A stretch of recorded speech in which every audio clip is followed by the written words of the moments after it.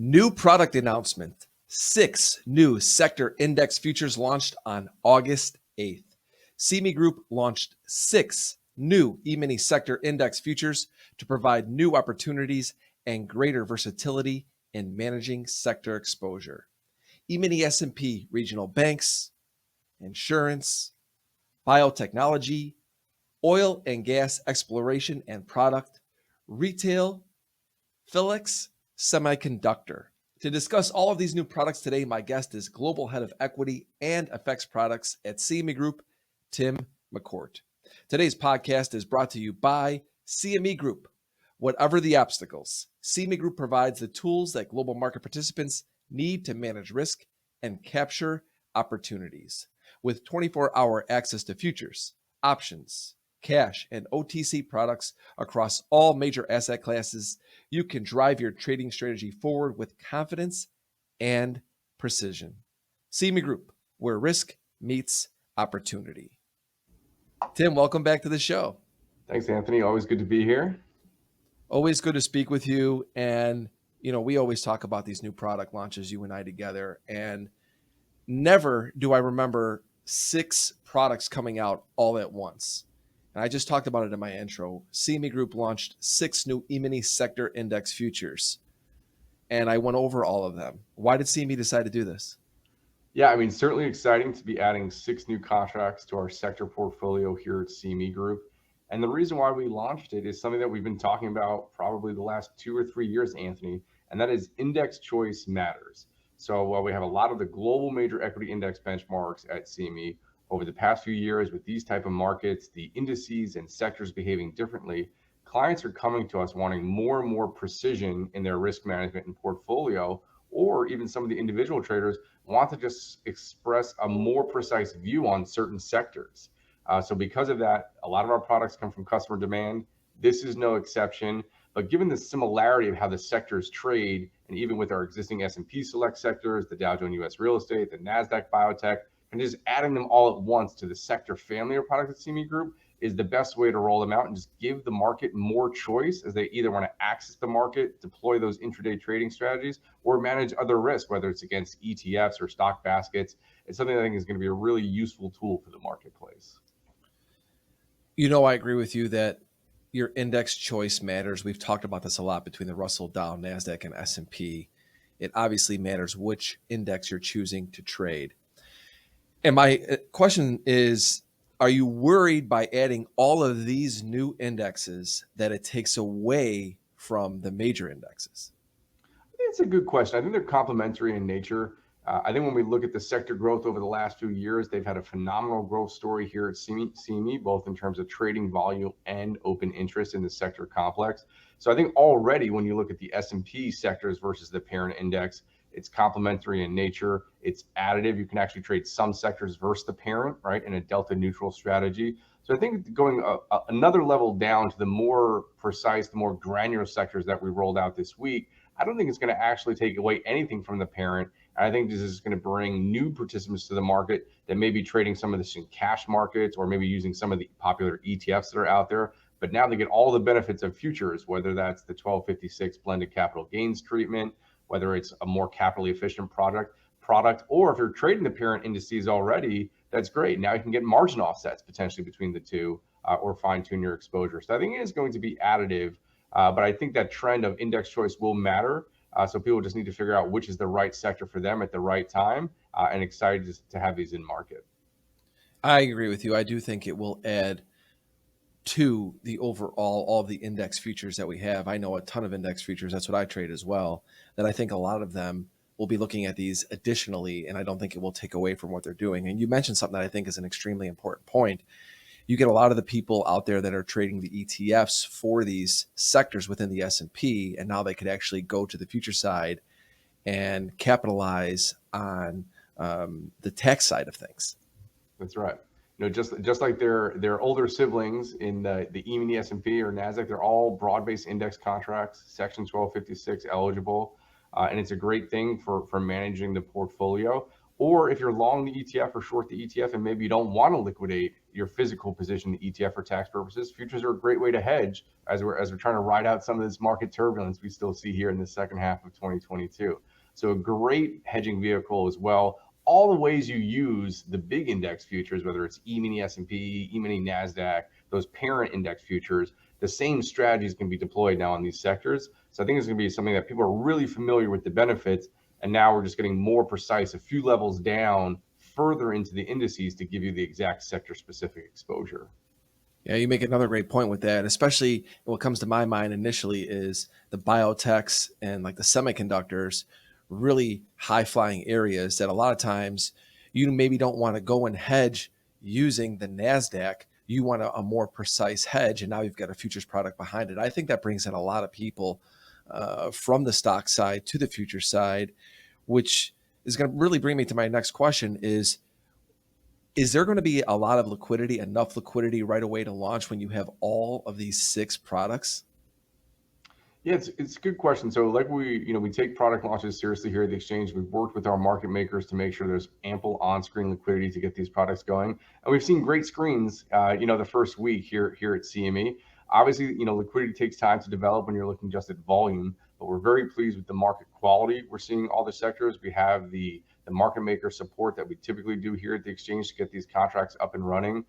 So a few days in and pleased with the liquidity provision.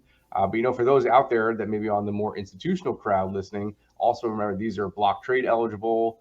So you can trade the screen, you can do EFPs against ETFs, you could do block trades. So all of those things that we have out there to build liquidity in new contracts are all available on this. So that's going to be great for those market makers, that institutional crowd, to also get these contracts growing, which will all help the screen liquidity provision. The fact that they could tap into all of the other aspects, whether it's ETFs, cash baskets, the parent index. All the mechanisms we have in place at the exchange will help them avail that liquidity into the specific sectors. And we're off to a good start a few sessions in. Let's quickly talk about the specs for these. Are they all the same tick value, same margin? Is it different? Talk to us about that. Yeah, the tick value and the sizes are a little bit different from index to index, trying to kind of keep the contract values maybe around the same, manageable for all the individual and professional traders out there. So they do vary, but in terms of the common characteristics, we're going to have the 5 quarterly contracts on that, that March, June, September, December cycle. So 5 expirations at once will match the existing sectors that we have out there. They're available, same Sunday night to Friday night. They're broad-based index contracts at CME, so Section 1256 eligible. And then when we look at it, the offsets will be there. So really great stuff. The margins are always subject to change. So I would encourage people to go to cmegroup.com for the latest margins on any of the individual contracts. But there are a few nuances in terms of multiplier and tick size across the 6 sectors. Okay, let's just go over them quickly here. We said there's 6. The first one I'm going to pull up here is just the E-mini S&P Regional Banks Select Industry Futures.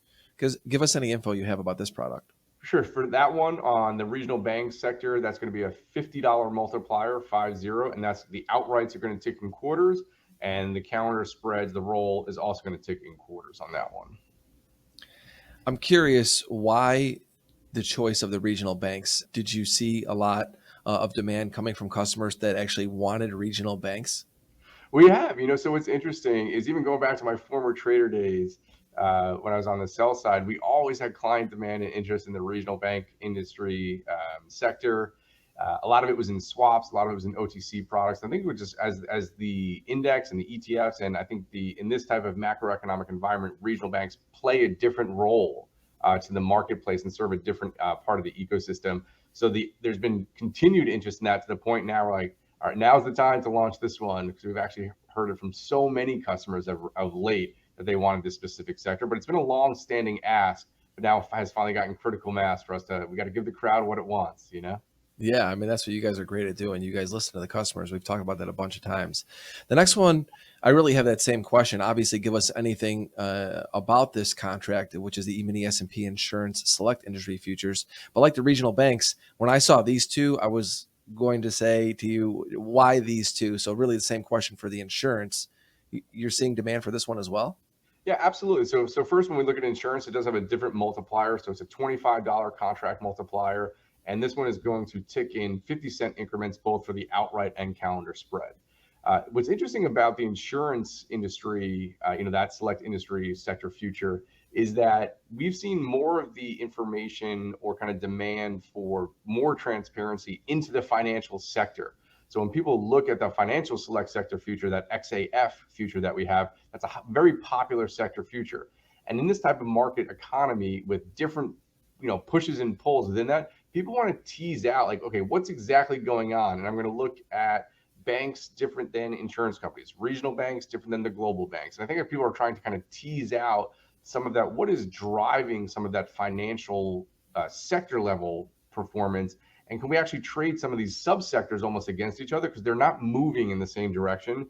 So I think I would say that demand is more people want to kind of strip insurance out when they're looking at some of the sector performance because I think it has a more unique characteristic that may trade a little bit differently than some of the other S&P financials.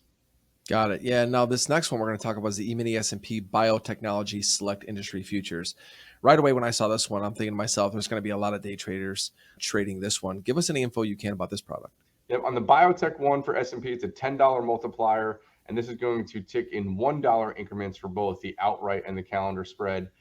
The thing that is important to note is we also have the NASDAQ biotech sector future that's already been out there. That's a pretty interesting index. So you actually now have an S&P and a NASDAQ biotech, which have different methodologies, different constituents. But I think broadly speaking, the biotech sector is one that is enormously interesting, I think particularly to active traders. When you're looking as we head into various earnings seasons, there's different, I think, idiosyncratic risks that manifest in the biotech sector as a function of new things coming on market, new technologies, and really looking at it and saying, is this interesting? And I think when you look at it, the answer is yes. Like there's so much going on there that clients really want to access that. A lot of them are active in the ETF space for this, particularly in the biotech, because those are some of the heavy hitter ETFs that have been out there for years. So I think this one actually can be helpful because you can do an ETF and future strategy that we were just talking about. Market makers can use various liquidity sources to really provide some attractive liquidity in these contracts in the futures market right out of the gate. So I think biotech is going to be an interesting one to watch.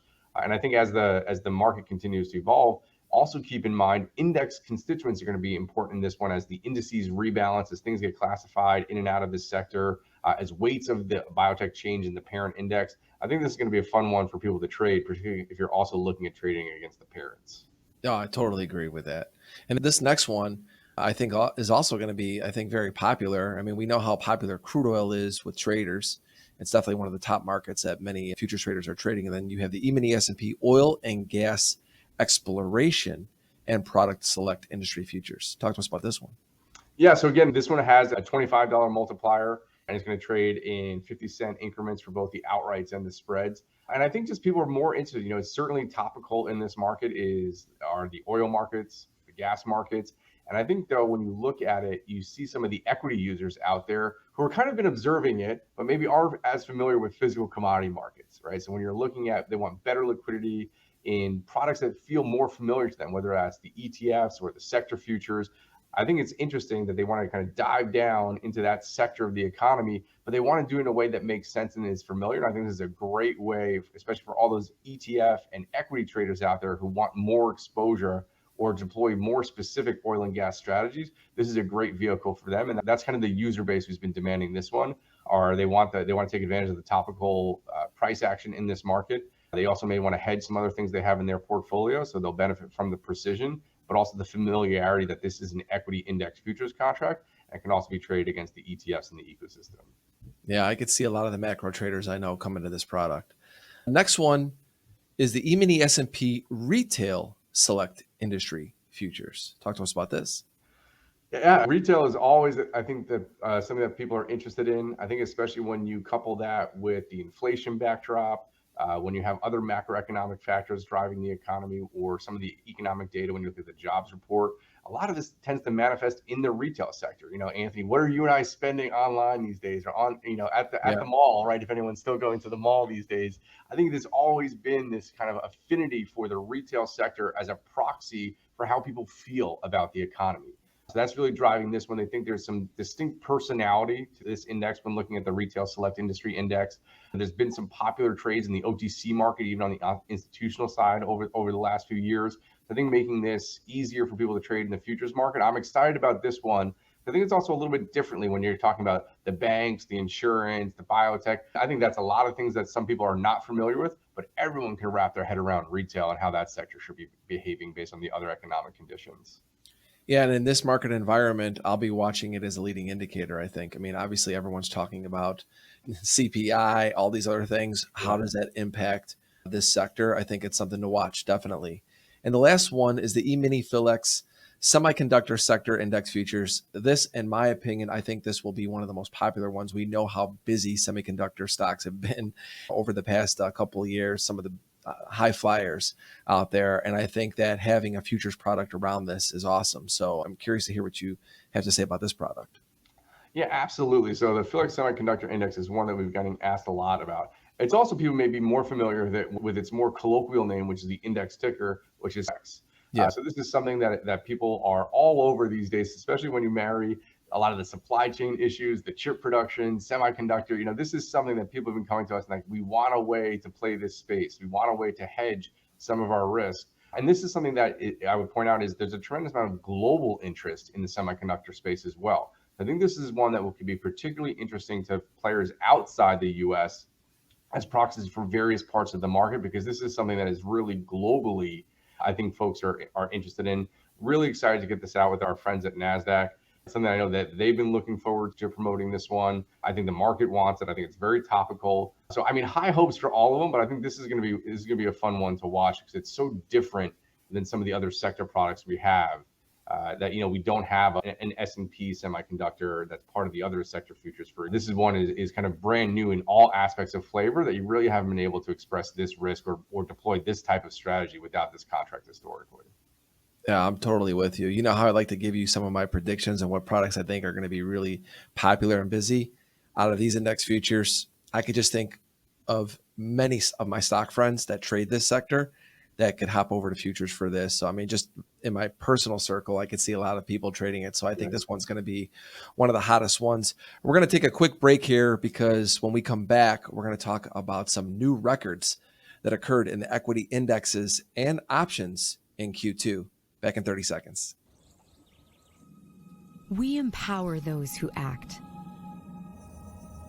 Those who see the correlation between upswings and downswings. Those who manage risk by meeting each obstacle with a perfectly executed strategy, a measured approach, the right tools, driving accuracy. CME Group, where risk meets opportunity. All right, Tim, let's talk about how traders have turned to the liquidity of equity index futures with new records in Q2. Yeah, I mean, Q2 was a fantastic quarter for equity products here at CME, and even more so broadly exchange. But when we drill down into some of the equity numbers, they're amazing. So we had a single volume day record for futures at the exchange and equity index with a little over 13.3 million futures trading back on June 13th. And then when we look at that for micro E-mini, we had our best monthly ADV in May with 3.7 million contracts trading in May for all of the micro E-minis, which you can kind of see in the chart on the screen has been a continued success story for growth. And then even what's interesting is micro E-mini S&P, which has always been popular. They had its best month ever in May with a little over 1.5 million and their best quarter ever with just shy of 1.4 million micro E-mini S&P contracts. So it's really been a fantastic quarter when we're looking at micros and when we're looking at E-minis. The other thing I'd be remiss not to say is last month in July, it was also the 5-year anniversary of the Russell 2000 returning to CME, which is wild to think it's been 5 years. And they had its best day ever back on June with trading 841,000 contracts in a single day. So Russell 2000, 5 years old back here at CME and still crushing it and still growing, which is amazing to see. That's hard to believe that was 5 years ago. Remember when you and I did that interview when they were coming back to CME? It feels like the other day. It seems like yesterday, but it's been 5 years and it's been a great success story having that come back to CME. What's interesting to me when I see this stat and you talk about how much the volume came in Q2, everybody's talking about, is there a low in? And when I saw this stat, coming into this interview today to talk with you, I was thinking to myself, you had futures, which originally, right, futures are intended to hedge risk, right? That's what they are a great tool for. Was all of that risk hedged now maybe that the low is made? I'm not saying that it is the low, but when I see something like this, Tim, it just shows me that obviously the futures were used a ton. And this is not just by the retail traders. This is by a lot of traders coming in when you have records like this. So I just think it's something that's pretty interesting. Next thing I want to talk about is the equity option blocks continue to build momentum. This also kind of feed into my little theme here, Tim. No, for sure. And options, broadly speaking, have also had a great second quarter here at CME, with equities doing about 1.2 million options per day. Not necessarily our best quarter. I actually think that was last quarter, Q1 of this year. We did a little bit better, but that's up 92% versus Q2 of 2021, which is, when you think about it, even though the markets are not necessarily that drastically different in terms of vol, when you think about it, but we've almost doubled option volume 1 year later here in Q2 in 2022. So people are really much more, I think, attuned to their risk management, and also using options to better deploy strategies around how can I access and how can I trade this market. So lots of hedging activity, lots of new strategies being deployed in CME E-mini options. So it's all great. And not just an S&P story. We had a record in our NASDAQ options back in May with trading almost 130,000 NASDAQ E-mini options. They're trading about 60,000 a day all in for 2022. So NASDAQ options on fire here at CME, which is also great to see when you look at the growth rate of that quarter over quarter and year over year. The other thing we've really been focusing on are option blocks. This is something we introduced a few years ago at CME. It's another great liquidity tool for people that have larger size to do and want to do so and benefit from a bilateral negotiation in the block market. And to me, what's really exciting is we're seeing renewed growth month over month in our non-US hours. So this is really becoming a global product. On the block side, they're taking advantage of this. And what we always know is sometimes in new regions or even with new products, helping people get familiar with block trades, it's allowing them to understand options on futures. So I think not only great to see the non-US block hours, block ADV increasing, but I'm also excited to get some of those traders to also trading the screens outside of US hours. So this is really a useful barometer. It's been great to see that people have been turning to options on futures for the S&P 500. And we know we're going to get those folks even more active once they're over the hump and trading options on futures. Then it's going to be off to the races as we continue to work with them to get them to use it more in their portfolios. Yeah, Tim, a couple takeaways from these records. I think that this is such an interesting thing to see as a trader, right? I always look at a lot of the stats and things, and I look and I say to myself, what does this indicate?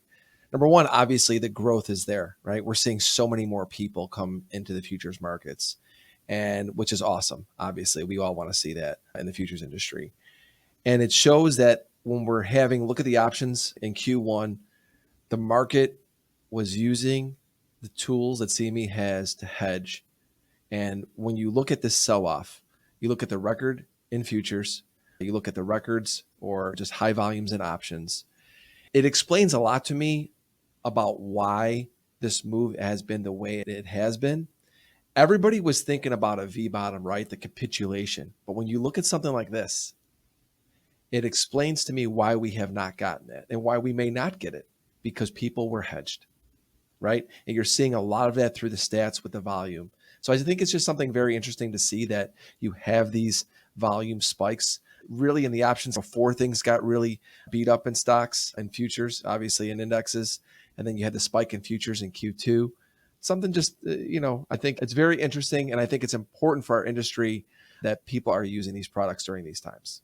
Absolutely. And the products are designed to help with risk management strategies, to help people mitigate that risk and allow for flexibility in terms of managing your portfolio and how you can express that view. So it's, to me, the combination of futures, whether it's the E-minis or the smaller size micros, or using E-mini options at CME or a combination thereof, it's always an immensely powerful tool, I think, to hedge or to access the market. If we are kind of hitting the bottom, if that's your view, you can also use these all the ways to access the market. But I think that hedging, the importance of hedging, I think, is also really resonating with people, because this type of market feels a little bit different than some of the other markets we've had.